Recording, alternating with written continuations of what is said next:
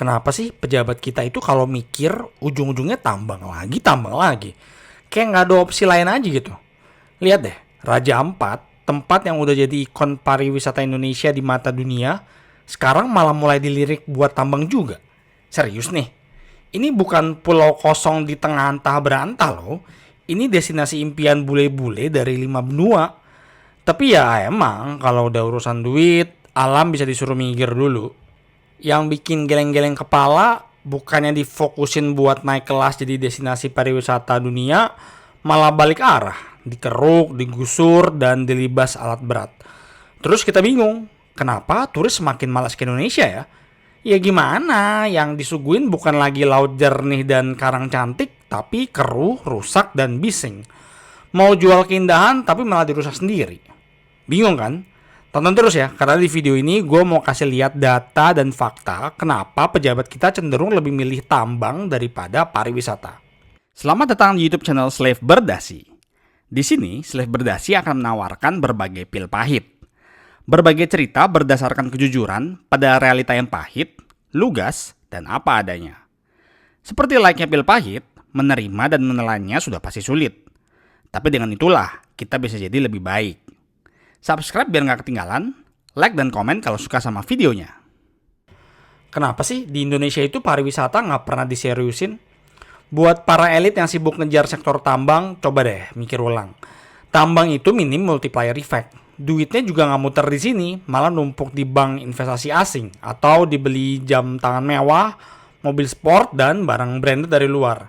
Sementara ekonomi lokal nggak dapat efeknya. Pariwisata ya paling-paling cuma jadi lip service di pidato atau brosur kementerian. Padahal jelas-jelas kalau dikelola benar, potensi dampaknya buat ekonomi rakyat itu jauh lebih besar dan lebih nyata. Padahal ya, kalau pakai asumsi sederhana, bisnis senilai 10 triliun di industri pariwisata bisa nyerap sampai 120 ribu tenaga kerja. Sementara sektor tambang kayak batu bara dan nikel cuma nyerap sekitar 3.000 orang. Jomplang banget kan? Di pariwisata itu, duit itu muter dari hotel ke warung, dari guide ke driver, dari tukang pijet ke penjual kelapa muda. Sementara di tambang, ya masuk ke kantong owner, terus disimpan rapi di UBS Swiss atau diinvestasikan ke aset-aset mewah luar negeri. Ini artinya banyak uang yang pergi keluar dari Indonesia. Dan ya udah bisa ditebak lah, owner-owner itu juga pasti lingkarannya nggak jauh-jauh dari kekuasaan. Tapi wajar sih kalau pariwisata sering diabaikan. Bisnis ini tuh nggak gampang. Bikin hotel aja harus siap perebutan pelanggan tiap hari. Kejar rating bintang 5 di TripAdvisor dan Google Review, belum lagi ngadepin tamu yang suka banyak maunya tapi dompetnya receh. Ini bisnis yang kerja kerasnya ngumpulin duit recehan, literally. Balik modal ya bisa-bisa 10 tahun lebih. Udah kayak ngebangun jalan tol aja. Jadi intinya lo harus berkompetisi mati-matian, kerja keras setiap hari dan hasilnya belum tentu cuan. Boncos bisa jadi. Sementara tambang, ya mana ada cerita berebut pelanggan. Nggak usah capek-capek promosiin nikel kami lebih kinclong atau batu bara kami lebih crunchy. Tinggal keruk, langsung ada yang serap. Sekali pengiriman bisa jual puluhan miliar dan modal balik bisa dalam waktu 5 tahun atau kurang. Risikonya ya paling-paling ada yang nilep atau markup manja di laporan. Tapi nggak ada tuh cerita pusing mikirin branding, sibuk ngiklan di media sosial, atau harus saingan sengit berebut turis sama Thailand dan Vietnam. Tambang itu bisnis yang udah pasti, tinggal duduk manis, cuan ngalir. Sementara pariwisata, it's a whole different game. Penuh keringat, butuh inovasi, modal gede, dan hasilnya belum tentu balik. Makanya nggak heran sih kalau para pemegang kuasa lebih milih main aman karena tambang nggak bikin pusing, tapi cuannya pasti.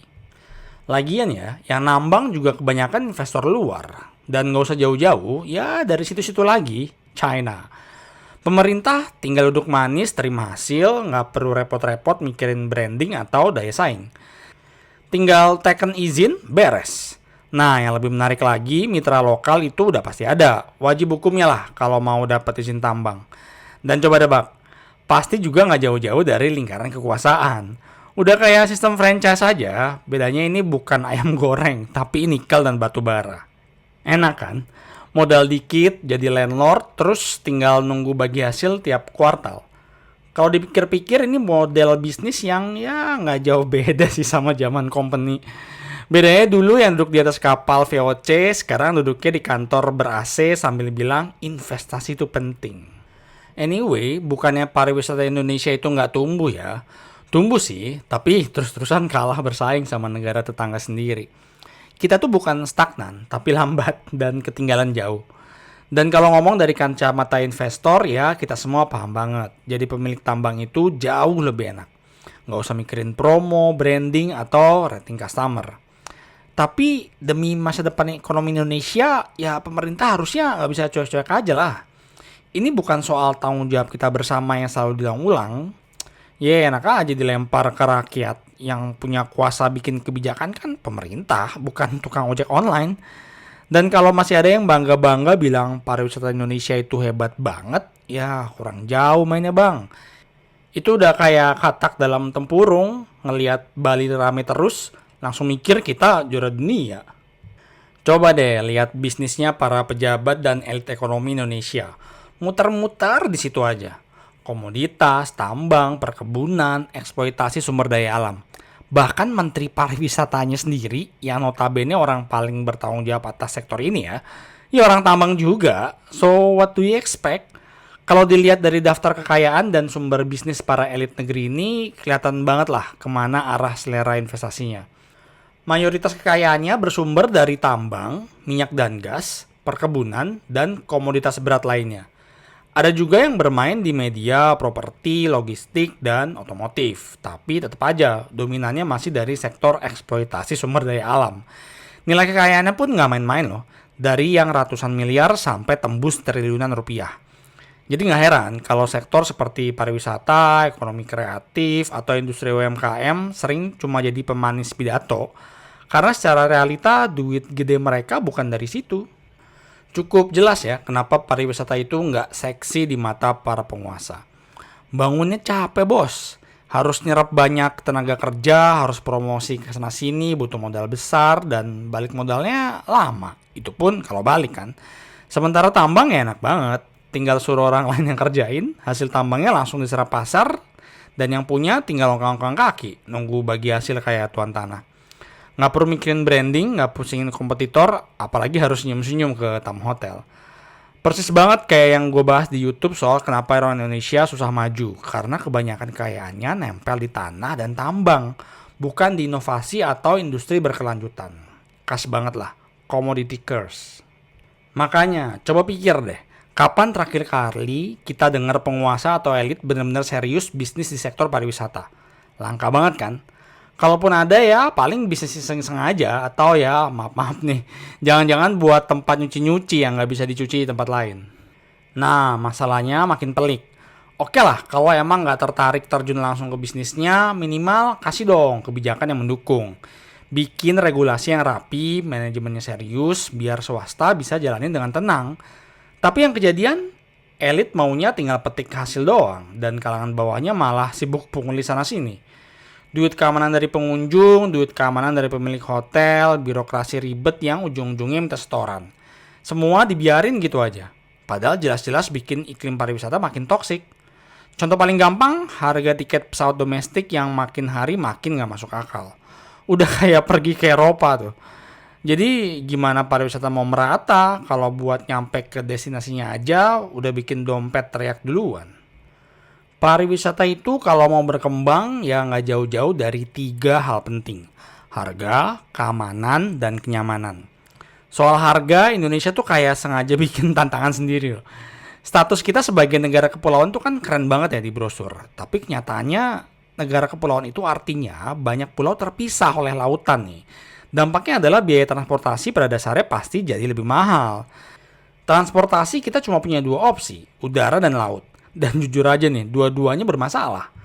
Tiket pesawat, tahu sendirilah, harganya udah sering bikin orang mikir ulang buat liburan. Jakarta Bali PP bisa 1,5 juta, itu juga yang paling murah. Bandingin deh sama Bangkok, Chiang Mai yang nggak sampai 1 juta tuh, atau Bangkok Phuket yang cuma sekitar 1 juta dengan layanan full service pula. Terus kalau nggak naik pesawat gimana? Laut. Ya ampun, dari Bali ke Lombok aja kapal bisa tenggelam. Itu jarak segitu dekat loh.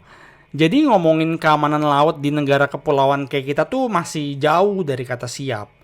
Dan jangan tanya soal destinasi di Indonesia bagian timur ya, yang katanya pulau-pulauannya cantik, makin jauh, makin sepi traffic, makin gila harga tiketnya. Lanjut ke soal kenyamanan. Nah ini nih, yang sering banget bikin turis ilfeel. Kalian masih inget dong rame-rame kasus pemerasan turis yang ikut konser DWP di Bali. Udah bayar mahal buat nikmatin konser internasional, malah dipalak. Gua sendiri nih beberapa tahun lalu pernah lihat langsung turis asing di Bali Utara ngamuk karena diketok harga seenaknya. Padahal itu masih di Bali loh, yang katanya paling siap. Kalau di tempat yang udah sekelas Bali aja masih banyak kejadian kayak gitu, gimana nasib turis di daerah lain yang infrastrukturnya aja masih merangkak? Praktik kayak gini tuh ngerusak banget.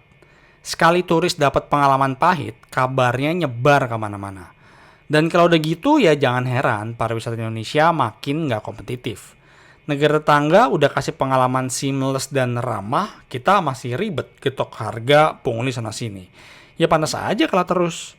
Gue masih inget banget masa-masa tahun 2009-2010. Waktu itu media rame banget ngebangga-banggain duit asing yang banjir masuk ke pasar modal Indonesia. Dibilang Indonesia makin kredibel, makin dicintai investor dunia, jadi tujuan favorit, bla bla bla bla gitulah. Ngawur banget. Itu bukan tolak ukur utama, bos. Yang masuk itu tuh hot money semua, duit spekulan yang datang cuma buat cari alfa, cari momentum. Mereka tuh nggak peduli kondisi fundamental lo kayak apa. Selama kelihatan potensi cuan, mereka beli.